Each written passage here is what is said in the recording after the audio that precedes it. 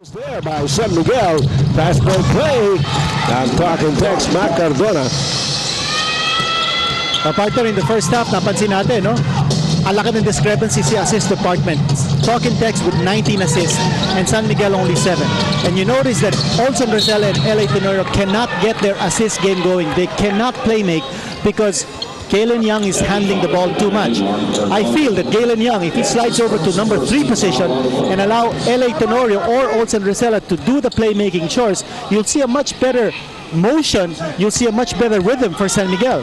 Right now, Galen is handling the ball too much and he already has 6 turnovers. Actually, he's been asking for the basketball dito pa na sa backcourt. Gusto niya siya nagdadala ng bola. Siguro he wants to distribute basketball and make his teammates score. Pero nangyayari kung minsan, tinutuloy niya, tuloy nawawala rin ng bola.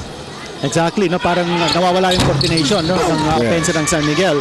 And as we said, no, for San Miguel to be so badly out-assisted by any team to the tune of 19-7, certain adjustments have to be made. Tenorio and Olson Rosella must get back to their playmaking chores. Cardona naipit. Yancy Del Campo. Yancy has been playing well. Para sa Talking Text, he's got 12 points in this game. Wesley Gonzalez ngayon na pinasok ito ni Coach Shot ang Kinsen. And Wesley misses his first shot. No second chance opportunity for San Miguel. Ay, tumapak. Oo, nakaapak doon. And you have a turnover now against Talking Text. Yan si Olson Rosella. And in the first half, Rosella did not score, had only 1 assist. And that's not typical of Olson Rosella. Medyo nadidiscard na yung kanilang normal rhythm, ano ha? Yung flow. Oo. Wesley Gonzalez. Lumalabas si Dorian Peña. Off to Galen Young. Shout out to Dorian Peña at the post. Ayun, kinukuyog si Dorian Peña. And that post move has not really worked for them. And it's Dorian Peña. Daniel DePozo has had more success there. Wesley Gonzalez picks up his first personal foul. Sabi nga natin, ano, ngayon na pinasok yan si Wesley Gonzalez in the second half. Yancy Del Campo against Dorian Peña. Cardona got Wesley up in the air. Harvey galing pa sa hand. Could be a 3-second violation or a foul underneath. And then 3-second violation. Talaga, okay, there was an extra pass. Actually, 2 extra passes. Yeah. And, you know, when you have 2 extra passes inside the shaded area, you're bound to get called for a 3-second violation. Sabi natin, laro na nga, nilalaro pa. Daniel DePonso. Rosella gets open. Yeah, about time. First 2 points for Olson Rosella in the game. And the lead is 9 para sa Talking Text. Matt Cardona. Yancy Del Campo. Here's Sellinger. Sellinger hasn't scored in a long while. And he is still very quiet and he finally puts it in. Okay, I'll make some noise. So Sellinger did not score in the second quarter. Now, nabanggit natin si Wesley Gonzalez in the game. He's there for defensive purposes. Galen Young. Oh, Dorian Peña was not prepared for that shot, for that pass. But you see what Galen Young always tries to do. When he puts the ball on the floor, he always goes towards the middle. That's where he can get an angle to shoot or to pass. And that's why his opponents, or rather his, yung mga kakampi niya, must anticipate na baka sila mabigyan ng pasa. At that time, Dorian Peña, siya nga nabigyan ng pasa, but he was not expecting it. All right. Here's Harvey Carey using the baseline once again. Yancy Del Campo with his long arms. Now that's what happens. If you drive the baseline and you draw the defense, somebody's going to get open from your side for an offensive rebound. This time, Harvey Carey getting the pass from Yancy Del Campo. He's got 12 points in the game. Well, Harvey Carey makes a living down that baseline and underneath the basketball rim. Yan naman ang sarap ni Daniel DePonso eh. Maraming tira ito eh. Tsaka kahit saan, we can do the damage. And what a big thing. What a big comeback for Daniel Alfonso. Yeah, galing na injury. Oh, in fact, he missed the first 5 games in San Miguel, and there was talk that he might be operated during the conference. Dorian Peña staying with J.J. Sullivan. Para si Olson Rosella ang tinawagan. First personal on Olson Rosella. You know, Talking Tex did very poorly from the free throw line, or has done very poorly from the free throw line sa game, no? They've only taken 7 attempts and converted twice. That's less than 30% shooting para sa kanila from the line, while San Miguel is going 12 out of 14.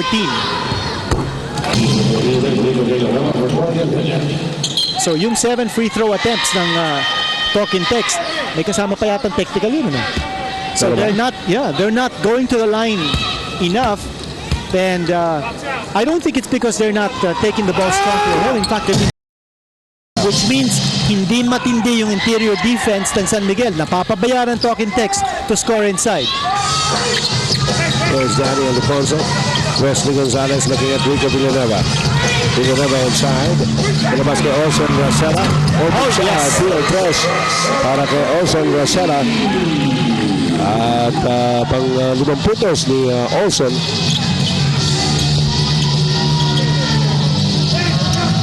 Yan si Campo, gaganto. Wala. And the tap goes to Olson Rosella. Rosella against Delano. Here's Rico Villanueva versus Yancy Campo. A power move by Rico Villanueva. Galen Young gets it back. Now, good anticipation by Galen Young. When he saw the post player coming in, he wanted to be there for the possible offensive rebound. Off the glass, no. Medyo mahina. 10-point lead by Talking Tex. Kanina 13 yan eh. Arbitrary out to Sullivan. JJ versus Galen Young. And Galen Young grabs the rebound para sa San Miguel. Again, he brings it up para sa Duermen. Looking around, trying to Wesley Gonzalez. Down low again to Rico Villanueva against Yancy. That has been the play.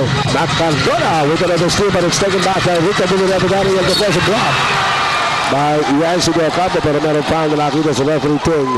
And yun ang tinatawag natin na knockout play. Talking Tex almost had the turnover against San Miguel. Yancy Del Campo with a foul, but he now has a double-double sa game na to. Meron na siya 12 points and 11 rebounds. So Yancy doing a great job playing the 5 position. Danny I. Pinag-usapan natin ito kanina, no? Si Daniel Alfonso at si Mac Cardona. 20 para sa lakas na di maayaw. You know, that's a sign of a tireless hard worker. Si J.J. Sullinger took the shot and he missed. Siya pa nakakuha ng offensive rebound off his own miss and he scored the 2 points. Cardona gets momentarily open. And the rebound controlled. Nope, not quite. Pinakaw ni Sullinger from behind Daniel Alfonso. Yan si Campo sumaksak sa loob. Oh, yes! Ginger shot. Ito yung sinasabi natin. That interior defense of San Miguel. Very soft in this game. That layup. Ito, meron pa siyang 3-point play. Actually, there was defense because that caused the foul, yes, but not strong enough to stop him from scoring. And if you're going to foul someone who's coming in for a layup, you do not want him to score 2 points. Well, here, Yancy Del Campo allowed Rico Villanueva with that power move. Rico Villanueva, the 3-point play. Well, that time, si Rico went to his strength, which is his bulk, no, his power. Yeah. And he certainly can't power his way towards the basket. Kung kalaban niya si Yancy. Ito, may iniimbisigahan ng... yung tinatawag natin na stick up. Baka yung pampadikit. So, baka meron na amoy ito mga referee. Okay, mukha naman okay. Baka sa bola lang yun. But, well, Enrico, again, the power move inside, that's what he needs to do. At once he gets the ball at the post, with Rico Villanueva's power play, he cannot afford to keep the ball in his hands for too long, because if not, he will get double teamed, or the defense can set up to stop his spin. And Rico Villanueva now with 7 points in the game for San Miguel. Don Beltrán may dala ng bola para sa Talking Tex. Yancy Del Campo. Down low to Selinger. Binabas na Delano. Open shot. Galen Young. Ooh. That was a risky pass. And Perry again gets a pass from Don Delano.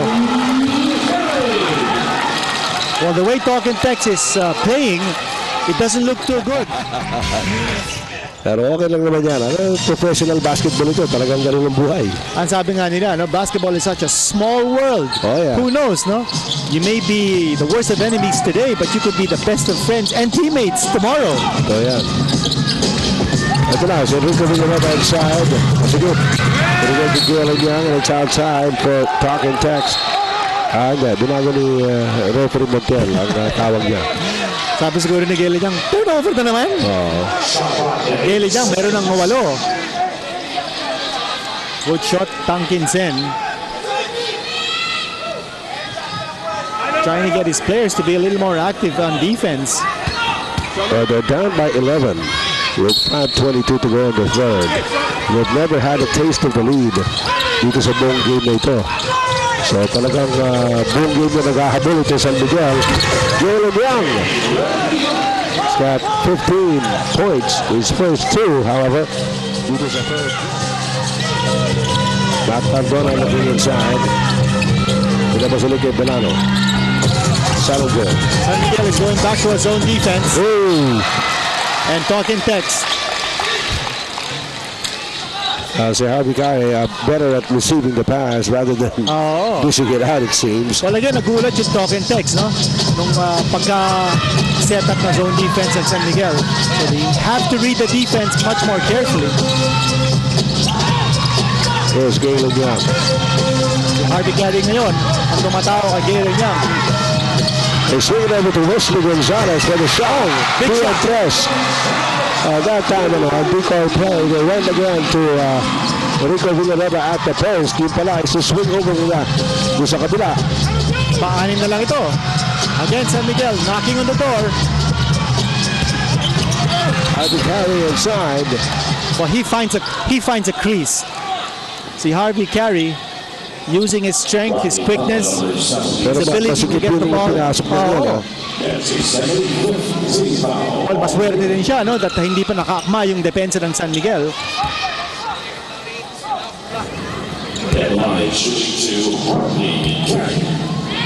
Two shots here para kay Harvey Carey. Carey now with 15 points. Wala pumasok. Yancy. And Rico Villanueva controls it.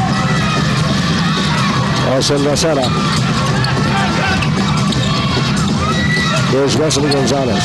That's 3 Ateneo Blue Eagles on the floor for San Miguel. Si Enrico, si Wesley, at saka si Olsen. Yes, yes. And one player from Basal, si Willie Wilson. That's right. Don Delano. Outside shot here by Selinger. Yancy Del Campo having a feast there under the basket here. Ang dami na rebounds din ito si Yancy Del Campo. Well, Yancy finds himself wide open for the offensive rebound. Nandun siya sa weak side. Si Enrico Villanueva naman nandun sa strong side. Kanya siya nakakakuha ng rebound. Nakalaban niyo doon si Willie Wilson lamang. Okay, nasa penalty na ang San Miguel. Yeah, 13 rebounds for Yancy Del Campo so far. And what about the 5 assists?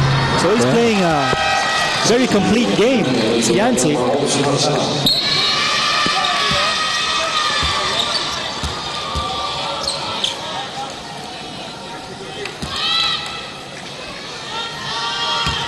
One more for Yancy Del Campo.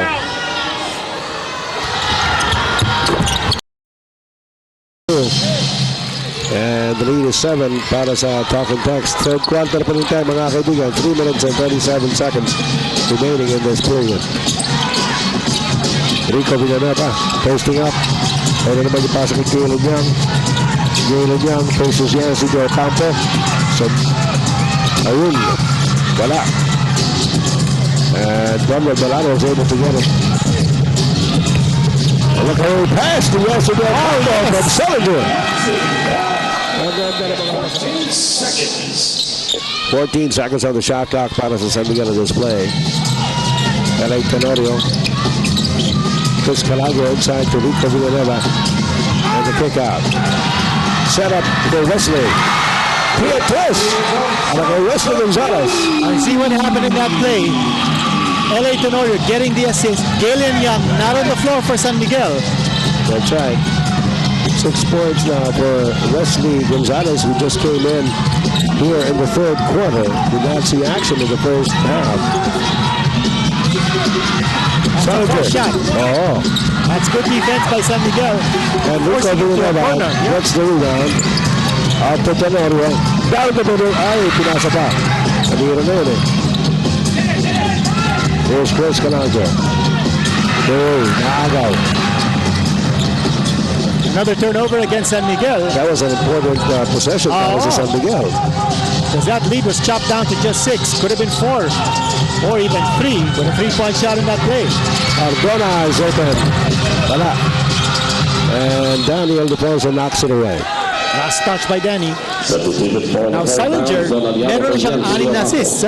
So he's even out-assisting si Galen Young. Galen Young with 5 assists. Oh, nice pass inside to Jay Washington. He gets it back. Pero meron ng foul na tinawag. Penalty situation against San Miguel. Football foul number 15, Wesley Gonzalez. Wesley Gonzalez called for his second personal foul. 1 minute and 49 seconds remaining in the third quarter. Jay Washington at the line for 2. At the line, shooting to Jay. Mapay gabi yung atanan Didaha, Region 8, labi na Didaha na Tacloban, bubos ng Leyte, Samar, Biliran. Ang inyo po makakasama dito sa Aaron Leyte Coliseum, Ed Fixon po lamang, kasama si Strike Strong.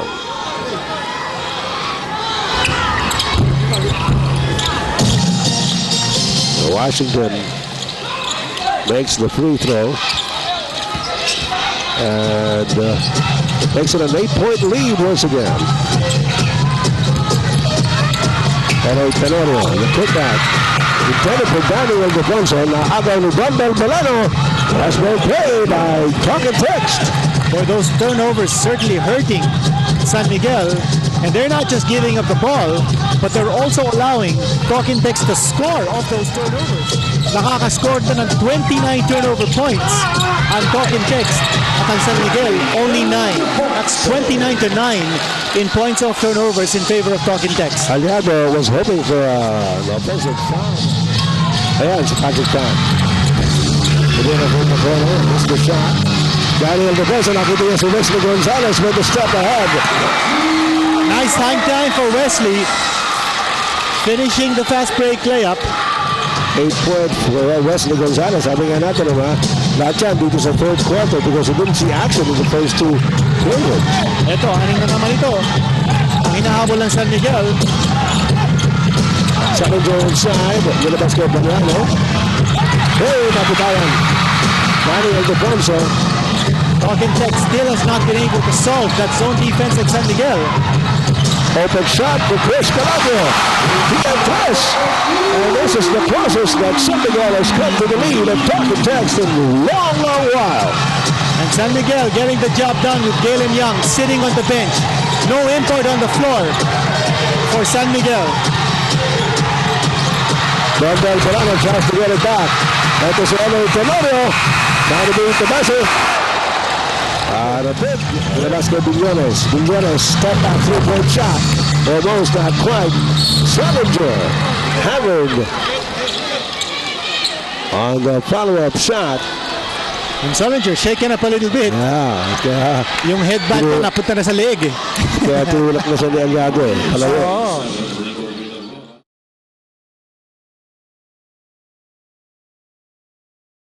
But of course, you're only human. You get hit in the face, you're gonna react. Siyempre. Tao lang. Sabi nga ni Galen niya kanina, no? Nothing personal.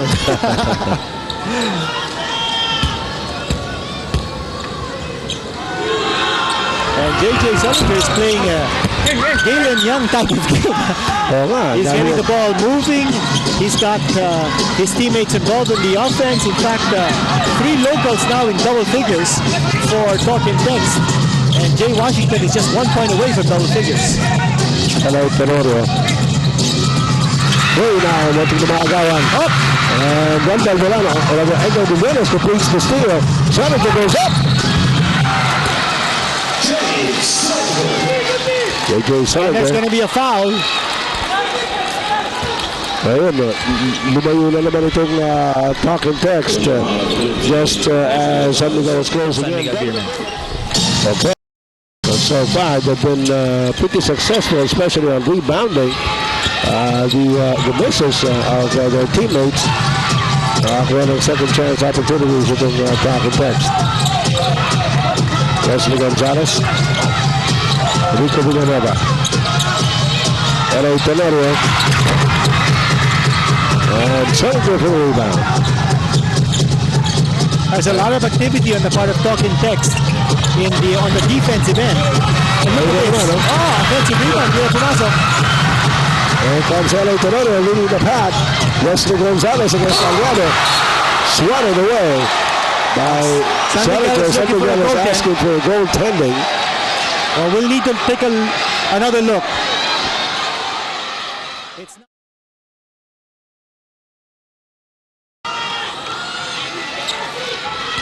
Wesley Gonzalez, all of his 8 points coming in the third period. Big lift off the bench, quality minutes. Ganda hugot to coach shot. Meanwhile, Galen Young is still riding the bench. Well, napansin siguro ni Coach Shot Tankinsin, no? Maganda nilalaro ng mga local niya without Galen Young. And it's allowing L.A. Tenorio to establish his presence as a playmaker on the floor. At saka maganda yung galaw ng San Miguel sa zone defense nila, no?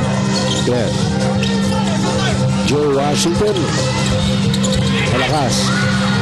With the points over the rebound. Well, again, because of that zone defense, Jay Washington was afraid that he might be called for a charge. And that's the reason why he didn't take a good shot. Ano mo na kunuto? Nakikita mo si Galen yan? Ano wala? Parang hindi ko makita. Malabo lang talaga mata ko. Kasi si Galen Young is about to check in. Ayun, kaya pala. Wala pa talaga sa box. Yeah. Okay, a 6-point lead, but San Miguel with the possession. Wesley Gonzalez certainly getting a big hand from the San Miguel crowd. 9 points. He deserves it. 14 seconds. There's Calagio. Here's Galen Young. Couple of pump fakes and a traveling violation is caught. Madalas niyang gawin yun. Chalk up another turnover. That's 9 turnovers now for Galen Young. He could have passed the ball either way. San Miguel playing with a double post with Ildefonso and Dorian Peña. But Galen Young, he's supposed to be a much better passer than scorer. Tried to score, called for the traveling. Edgar Bullones. Back Cardona. Salinger. Oh, good block there by Danny I. Well, after the block, Salinger came down with the ball, and that's the reason why he was called for traveling. He should have let go. Galen there for 3. Jay Washington recovering the leather para sa talk and text. They're up by 6. Salinger. Bullones.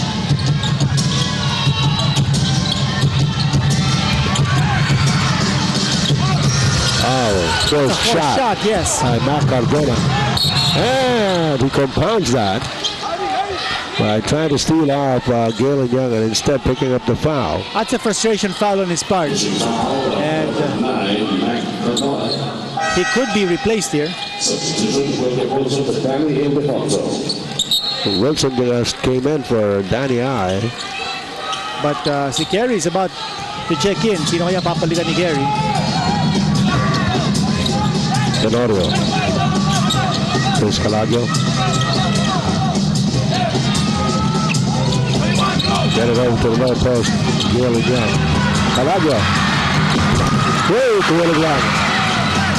And the rebound by Salinger. Wide open look here for Chris Calagio again. Galen Young He drew the double team, and that's why San Miguel, making the extra pass, found the open man. Good play nila na kanina ginagawa. No? Oo, masarap na double team. Ang Talking Text sa poste. May makakalibre si San Miguel. Ito, si Olga Billanes, libre. Malakas. And it's outside. And it's Billones who will be replaced. And yes, Sullinger. Sullinger. Oh, what a... Galen Young against Joe Washington. The pass inside. Yan ang Galen Young. Oh, that's what San Miguel has been missing. Joe Washington.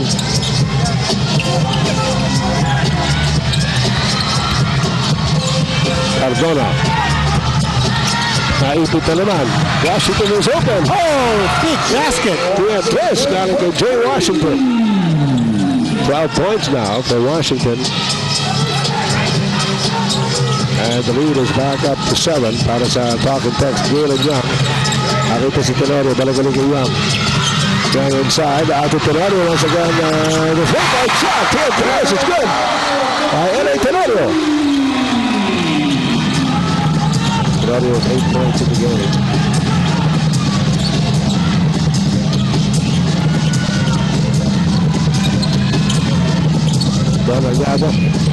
Cardona fires. He's off. Out of his game again. Punta by Aliado, Dorian Pena, back to Young. Tenorio sumaksak sa loob. There's a whistle.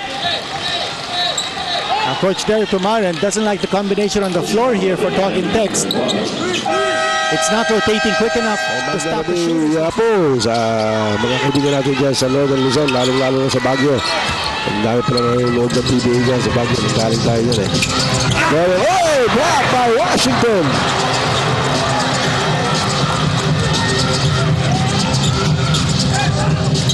Here's Ben Belverano.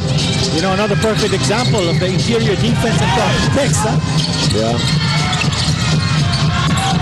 Cardona. Yancy. Ganda talaga ng laro ni Yancy. Nice soft shot, yes. 19 points for Yancy Del Campo. Yan yung big man mid-range game. Yeah. Talagang hinahanap ng maraming kupunan dito sa PBA. And Harvey Carey will be called for the foul. 6:05 to go.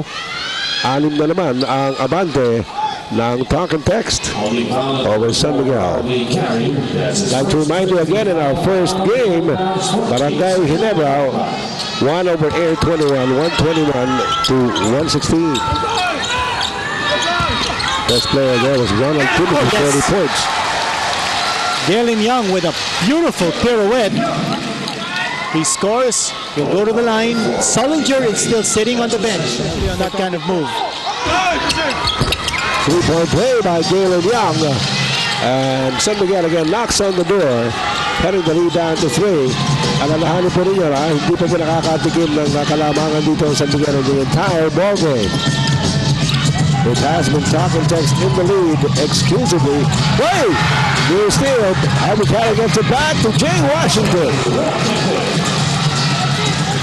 Botch play there for Talking Text, but they capitalize just the same. 14 points scored now by Washington. That's a foul. New steal. At nasa penalty na ang Talking Text. Has a lot of time left, 5:28. So with the way Talking Text has been playing defense, they have to be careful. They'll back off now, and San Miguel will want to take advantage and go stronger to the hole. Now, so Sullinger is ready to check back in. Ito sinasabi natin, I cannot afford to sit him down too long, especially at this crucial stage. That San Miguel is rallying. They're just 4 behind. One more shot for Galen Young. Upo si Mac Macardona. Balik si Sullinger. Oh, they gave him one more. One more shot here for Galen Young. Young with 19 points. He has outscored Sullinger, who has been held to 13 points.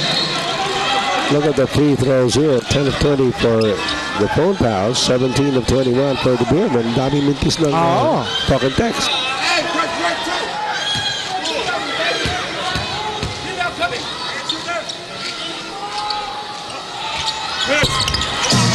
Galen Young cuts it down to 3 again at 87-84. Malayo pa ito. 5:28 to go. Here's the full press. Yes. By San Miguel. So different kind of defense here by San Miguel, coming from the free throw connection. Pagkatapos bola sa harap. On the outside, Joe Washington. Jansen. Oh, yes. Ang init niya sa gabi. And talking text, getting a lot of breaks. How many times they've been able to capitalize on botched plays? And I think they're just quicker to the ball in this game. Oh, Galen Young. He was fouled. He was fouled. Harvey Carey. Oh. On a three-point shot. Their feet got entangled. Lucky break for Galen Young. Definitely. Di pumasok yung tira. Last of the Balkans. Oo. Si Galen Young. Dati nagmohok na si Don Aliado, no? Oo, he's not dati. playing for talking text. Si Asi ba nagmohok? Hindi, no? Hindi yata, oo. At, at itong amigo, si Manny Garcia, PR manager sa PCSO, sa iyang Leo. Si Norsky Garcia from Pangasinan. Mga kaibigan natin yan, mga taga-Philippine Charity Sweepstakes Office. Siyempre, katulong din natin yan dito sa PBA. Three free throws coming up. This could make us ang savings na hulugan pa. Call 88725888. Simpleng kausap. Ano nangyari? Well, Jay Washington came charging in, thinking that it was just a two free throw situation.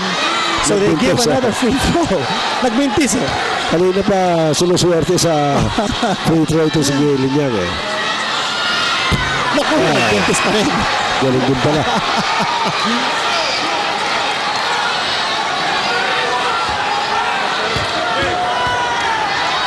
Talking text, fans protesting. Oh, look at that. Oh, one out of... Mali, apat yun, ha? Oo, apat. Here's Joe Washington. At Tupolano.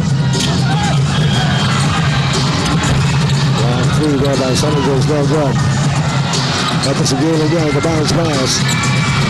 Twisting shot by Wilson Gonzalez. Wala. Wilson Gonzalez. Alagyo. That's a shot. Oh, yes. That's a shot.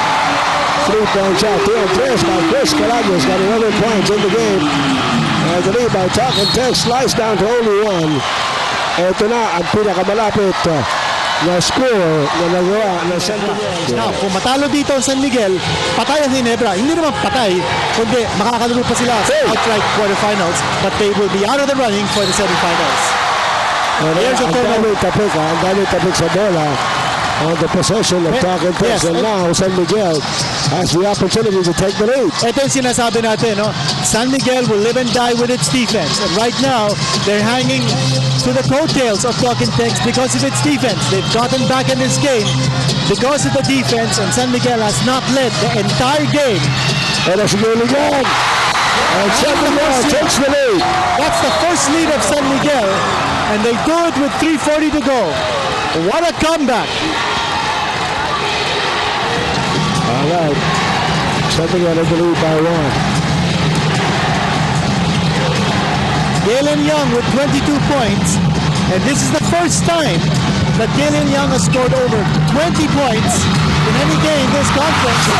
Pinili ka tira. Ito na, fast break play for San Miguel. Wesley Gonzalez scores with a foul. San Miguel fans roaring. Alagay ko, marami rin mga barangay Ginebra fans dito. That's right. Galing kanina. Yun ang kailangan ng Ginebra. Wesley Gonzalez, what an explosion off the bench. 12 points, all in the second half for the former Ateneo Blue Eagle. in the ball game. San Miguel now in the lead.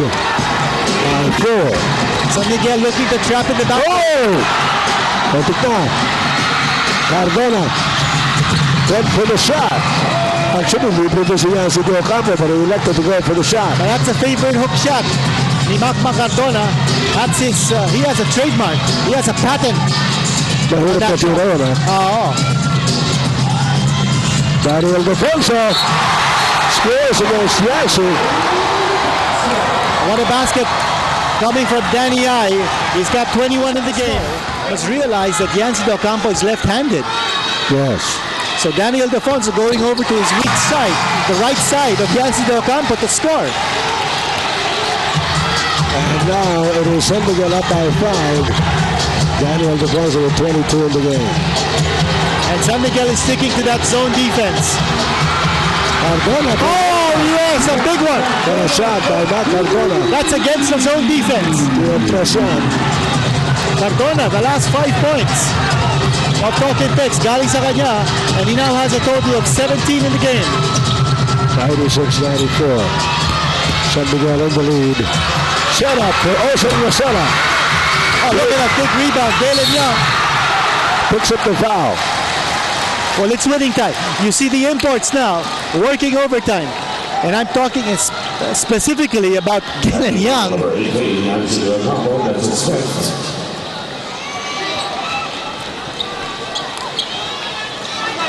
Kanina when San Miguel had a run with Galen Young sitting down, he must have told himself, sandali, dapat yata siguro, trabaho na ako dito, baka mamaya sabihin ng San Miguel, they can win without me.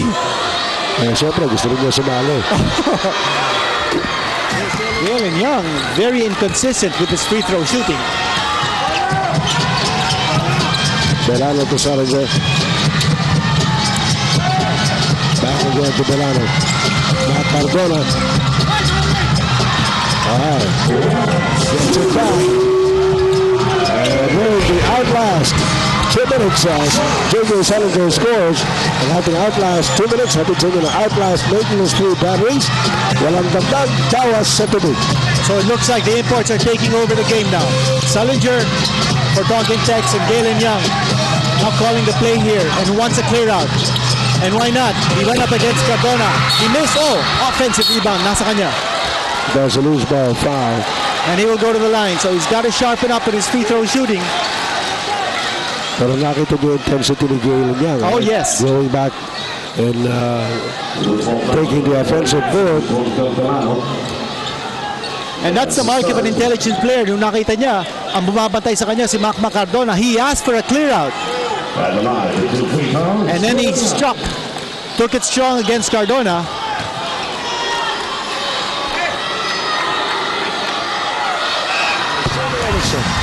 Galen Young, 12 out of 15 from the line. San Miguel keeping Talking Tex at bay. San Miguel now going man-to-man. Nice pass to Harvey Carey. Again, Carey. Such an expert down the baseline. Yan si Boy Abang. Oh, tama. Nag-abang-abang lang sa baseline.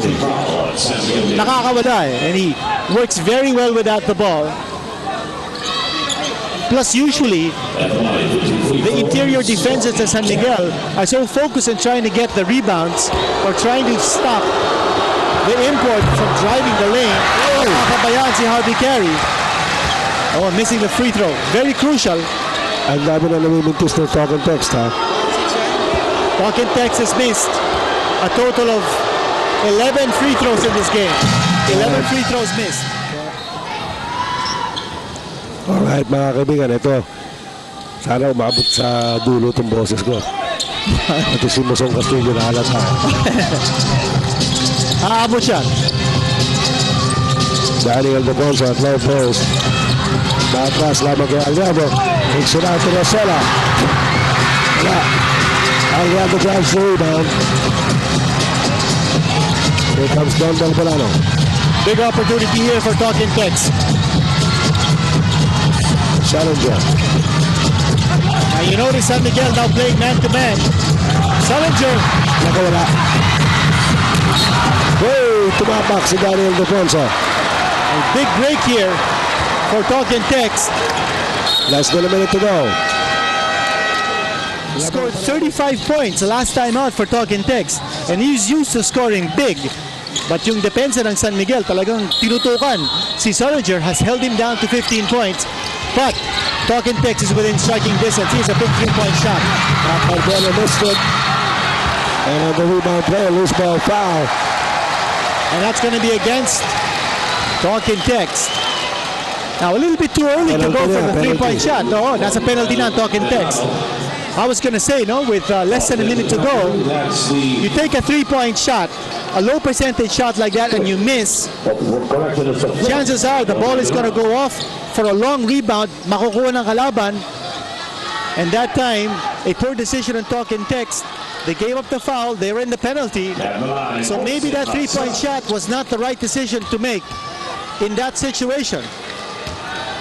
So Olsen Rosella, a 90% free throw shooter. Pa sa pagkakamali rin, so Olsen Rosella pa na foul. You see Lordy Tugade there watching behind the San Miguel beer bench. Of course, you know that he's being missed because of an injury.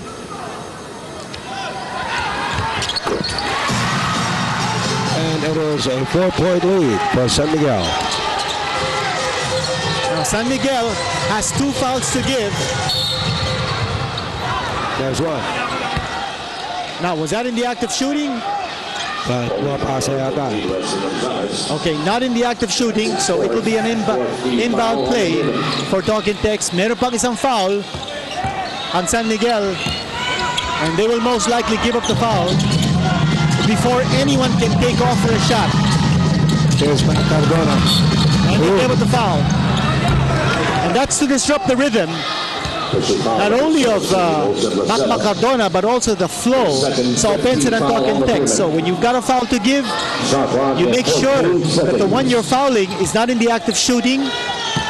You disrupt the flow, and you kill some time. Here's J.J. Solinger. Wait! He went up with the ball. That's a good call. He went up with the ball and came down with it. Solinger will be hit with a technical. He threw the ball at the referee. Now will the referee make the call?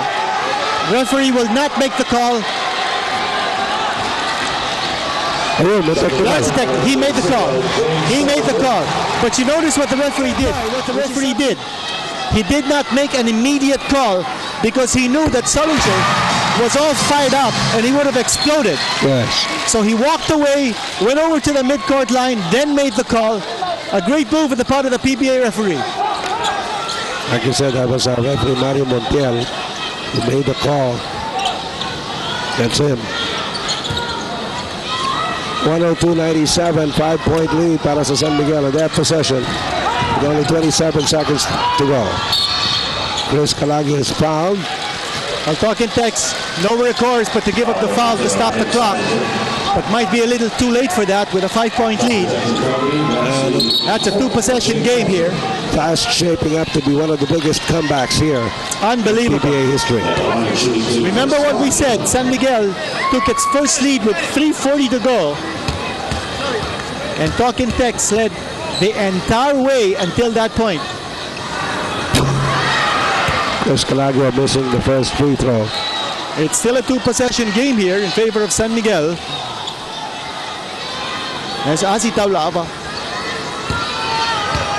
Glum faces now on that has brought San Miguel to this 6-point cushion. Here's Wondel Belano trying for a 3-point shot. Hard to carry, pero balik kay Belano. Belano, natapigan, nako. And Solinger again gives up the foul against Olsen Rosella. And certainly not the man to foul in this situation. You know, with a 6-point lead, that's a 2-possession game. Considering you can level with 2 3-point shots. But now, Olsen Rosella at the line, he will make this a 3-possession game. And it's all over. So that previous possession of Talking Text was crucial. They should have worked very well for a 3-point shot opportunity, or even go for a quick 2. No, with the time remaining, they really had no recourse. They had to go for a three-point shot to put some pressure. To the call. Scoring a lot of free throws here in the end game. Well, the guards of San Miguel in the end game really sat up and rose to the occasion. And we're not talking of just Olson Rosella now with 10 points. But we're also talking of LA Tenorio, who finishes with 8 points, and Cardona has not finished. Okay, Here's a steal. They'll go for a three-point shot. Cardona. Hinabol ni Olsen eh.